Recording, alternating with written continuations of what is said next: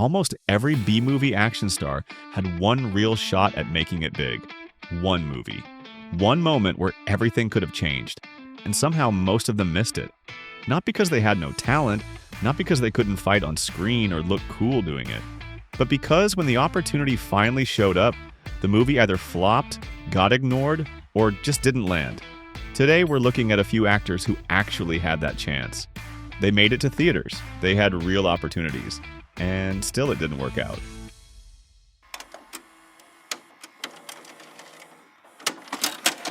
Let's start with Michael Paré. If you watched movies in the 80s and 90s, you've probably seen him at least once. But at some point, he just disappeared from anything remotely high quality and drifted into movies, sitting at 2 or 3 out of 10. What makes this story interesting is where he started. Back in the early 80s, Paré was actually mentioned in the same breath as guys like Tom Cruise, Matt Dillon, Mickey Rourke, and Emilio Estevez. Same era, same momentum, very different outcome. His breakout came with Eddie and the Cruisers, a small indie movie that turned a $1 million budget into $5 million at the US box office. That was only his third role. He was 25. And suddenly major studios were calling. This should have been the moment. Instead, this is where things started going wrong. He signs on to Streets of Fire, directed by Walter Hill. Big expectations, solid budget, and the movie flops. Not great, but still recoverable. Then comes The Philadelphia Experiment. Bigger budget, $22 million, which at the time was serious money. For context, Back to the Future cost less. So did Raiders of the Lost Ark. On paper, this should have been his breakout. Instead, disaster. The movie tanks, critics tear it apart, audiences don't show up. And it doesn't just hurt Paré, it helps sink the studio behind it, New World Pictures, which soon goes bankrupt. At that point, Hollywood basically decides audiences aren't buying him. Offers start drying up. He moves into forgettable comedies that don't even make it to theaters. There's one exception, Moon 44, a sci-fi film by Roland Emmerich. The movie does well in Europe and helps launch Emmerich's Hollywood career, but for Paré, nothing changes. He comes back to the US and slowly disappears into straight-to-video films. Early on, some of them are still decent for B-movies. By the late 90s, though, it's full-on garbage-tier territory. Smaller roles, lower budgets, even working with Uwe Boll. Today, he still shows up here and there, usually deep in the background of bigger films. But most of his career is now made up of small roles in forgettable projects, even by B-movie standards. Next up, Michael Dudikoff. And this one is interesting because at one point, his path actually looked very similar to Jean-Claude Van Damme. Same kind of movies, same era, same starting point. Completely different ending. His big break comes with American Ninja. Originally, the studio wanted Chuck Norris for the lead. Norris takes a look at the script and passes. That opens the door. Dudikoff walks in, lands the role, and the movie turns a $1 million budget into $11 million at the box office. That's real success. That's the kind of start that can launch a career. He comes back for the sequel. It doesn't flop, but behind the scenes, there are problems. Budget cuts, production issues. Then comes the big decision. Dudikoff walks away from the franchise. Officially, it's because he didn't want to shoot in South Africa during apartheid. Unofficially, the budget just got too low and he didn't want to go backwards. At the time, it made sense. He thought he was aiming higher. Turns out that was as high as it got.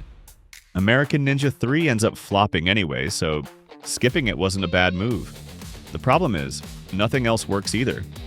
Every theatrical release he does after that fails to even make its budget back. Platoon Leader, Midnight Ride, River of Death, all of them hit theaters and all of them go nowhere. After that, the industry basically shuts the door. No more theatrical projects. He even comes back for American Ninja 4, which also flops. And from there, it's a full transition into lower-tier B-movies. Most of his films sit around 4 out of 10. Not the worst, but nowhere near where it could have gone. And then there's Brian Bosworth. Not the biggest name from the 90s, but you've probably seen at least one of his movies. Stone Cold. And this is a classic Hollywood experiment. At the time, Arnold Schwarzenegger and Sylvester Stallone were dominating the box office. Meanwhile, new action stars are popping up everywhere. Steven Seagal, Van Damme, and others. Studios are desperate to find the next big guy. Bosworth seems like a perfect candidate.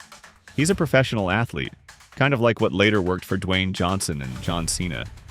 Big presence, physical credibility, looks the part, so Hollywood goes all in. Stone Cold becomes his debut. $25 million budget.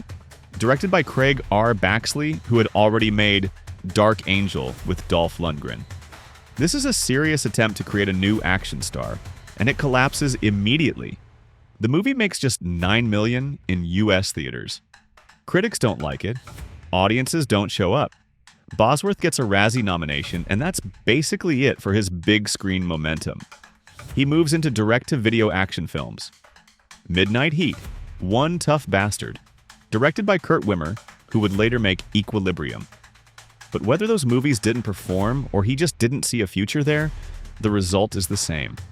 After a few more forgettable roles, he transitions into TV, and that's where he's been ever since. Next up, Olivier Gruner. He shows up in Hollywood right at the turn of the late 80s and early 90s, right when action movies are obsessed with one thing: proving who's the best fighter in the room. That whole best of the best energy. At first, Gruner isn't even in front of the camera. He's working as a stunt double and technical advisor. He even does that on Lionheart. You know, that movie with that Belgian guy. But producers notice him fast. The guy moves well, looks the part. He fits right into that era. So in 1990, he gets his shot. The movie is Angel Town, directed by Eric Carson, who had already delivered hits like The Octagon and Black Eagle. This should have worked. Same type of movie, same kind of budget as Bloodsport. But the difference in results is brutal. Bloodsport turns a $1.5 million budget into $12 million at the US box office. Gruner's movie? About $800,000. That's not a slow start. That's a hard miss. He gets another chance with Nemesis. Same story. Theatrical release, decent setup, same budget range as Cyborg. But while Cyborg makes around $10 million, Nemesis pulls in just $2 million. At that point, the pattern is obvious. The shot was there. It just didn't land. After that, Gruner moves into direct-to-video. And to be fair, some of his B movies are actually pretty solid for the time. But that window to break into the big leagues, that's gone. Now let's talk about Gary Daniels. His story is a little different. He does show up in theaters in the early 90s, but barely. Small roles. Blink and you miss it appearances. One of them is in City Hunter with Jackie Chan. Before that, mostly TV movies. Then comes 1995. His shot. Fist of the North Star? A live-action adaptation of a hugely popular manga. $7 million budget. Not huge, but serious enough. And more importantly, Warner Brothers is involved. That alone puts it on a different level. The director Tony Randell had already worked on the early Hellraiser films that did well in theaters. On paper, this is it. This is the moment. And then everything falls apart. The movie gets released in several countries, including Japan, and performs badly. Really badly. Bad enough that Warner Brothers pulls it from a proper US theatrical release and dumps it straight to video instead. And just like that, the opportunity is gone. After this, Daniels never gets another real shot at theaters. From that point on, it's all direct-to-video. No second chances. Now compare that to Don Wilson, also known as The Dragon. Unlike the others, he actually shows up in theaters pretty often back in the 80s. The only problem is, you probably didn't notice him. Small roles. Background appearances. You can spot him in Say Anything with John Cusack, or in Delta Force 2 with Chuck Norris if you know where to look. But his real moment comes with Blood Fist. The movie rides the wave of those martial arts action films and pulls in about $2 million at the box office on a $500,000 budget. Not Van Damme level success, but solid. Definitely enough to build on. A year later, Blood Fist 2 hits theaters. Bigger budget. Bigger expectations. And it doesn't work. The box office stalls at around $2 million. Not enough to justify the growth. After that, Wilson moves into direct-to-video. He still pops up in theaters occasionally. He's technically in Batman Forever, but yeah, good luck finding him in there. And here's the funny part. Even though Blood Fist leaves theaters after the third movie, it keeps going as a video franchise. By 2003, there are 9 films in the series, so clearly someone was still making money off it. Just not in theaters. And finally, Mark Dacascos. Out of everyone on this list, he might have had the best shot. His career starts strong. He gets small roles in recognizable shows like Tales from the Crypt, builds some momentum, and then lands a lead role in Only the Strong. The movie doesn't explode in theaters, but on home video, it becomes a hit. Critics like it. Audiences like it. This is exactly the kind of momentum that can turn into something bigger. But it doesn't. Mid-90s, Hollywood is obsessed with video game adaptations. Even Van Damme jumps in with Street Fighter, and that one doesn't exactly go well. Dacascos decides to take his shot with Double Dragon. This should have been the next step. Instead, it kills the momentum. The movie fails at the box office. Critics hate it. Audiences hate it. That one shot? Missed. And yet, he gets another chance. Most actors don't even get one. He gets 2, maybe 3. French director Christophe Gans casts him in Crying Freeman. Bigger budget. Strong creative backing. The movie even gets good reviews, and still it flops both in the US and in France. At that point, Hollywood stops offering him leading roles in major projects. He moves into direct-to-video, occasionally trying to show up in bigger films in supporting roles. The Island of Dr. Moreau could have helped, but that movie goes through production hell and then crashes when it finally comes out. And that's pretty much it. That's where he settles into B-movies. The strange part? He actually gets more chances later.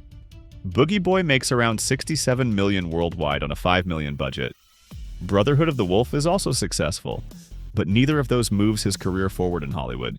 Maybe because they didn't perform in the US, or maybe because at that point, he's already getting steady offers from direct-to-video films. Quick money, consistent work. In the early 2000s, he does return to theaters briefly with Cradle to the Grave, but only in a supporting role. The movie underperforms, and after that, he fully sinks into low-budget productions. Later on, like Dolph Lundgren, he gets a bit of a second wind. TV roles. Small parts in bigger projects. He even appears in John Wick Chapter 3.